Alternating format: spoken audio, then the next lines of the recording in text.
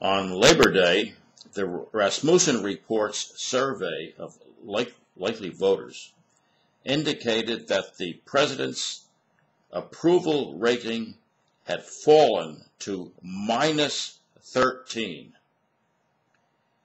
When one considers that Obama was inaugurated just a little over 8 months ago, this drop is staggering.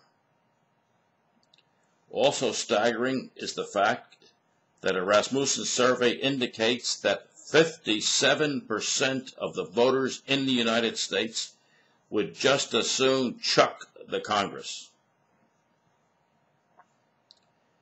There are many reasons for this.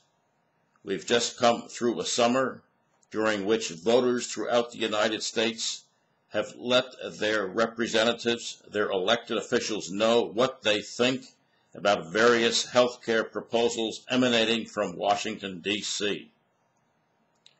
We have the fact that with 100 million citizens owning about 200 million rifles, shotguns, and handguns in the United States, people are buying and have been buying for quite a few months firearms at the rate of 1 million or more a month. Polls indicate that people are fed up with the idea of taxpayer-funded abortion by the United States government. We know from polls also that people are fed up with taxpayer funding of programs for illegal immigrants. We know that voters generally are fed up with what's coming out of Washington. Voters generally are fed up with the ideological thought processes of many American politicians. They are equally fed up with the junk that's being fed them by some of the creeps in the mainstream media who ascribe to these horrendous ideological positions in the United States. We know that people objected to the idea of the president appointing to the Supreme Court a justice who has said during public hearings that she does not even know if a citizen, if an individual has a right to defend himself or herself or not. A number of factors are indicating that the people in the United States are fed up with their elected officials, from the president right on down. As we approach the ending session of the first session of this Congress, following Labor Day, we may hope that members of Congress can learn from their experiences over the summer and from a reading of these various public opinion polls. These taken together indicate that there is a crescendo of anger building amongst the American people against American politicians.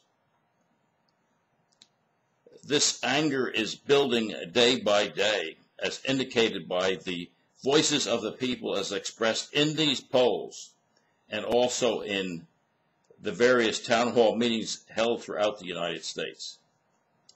This is a tremendous phenomenon. This is something which is almost unheard of in modern American politics. To think that the public can turn so tremendously against a president they elected less than a year ago is amazing. To think that they're ready to toss out the entire Congress also is equally amazing. Politicians should heed these messages from the people. Politicians should remember that they serve at the will of the people. They are the servants of the people, not their masters. We enjoy a government of freedom, a government of the people, in which the people rule, and the politicians had better remember this. There is a tide of anger building throughout the United States. This is not evidence only of disapproval of some of the activities of politicians, or evidence of disenchantment with the politicians, or evidence simply of opposition. This is evidence of a building crescendo of wrath. Let me repeat, wrath. Politicians do have an opportunity to repent of the way they have treated the American people and to reform their political lives. They have an opportunity to do this. They had better do this. Or in the name of God, go!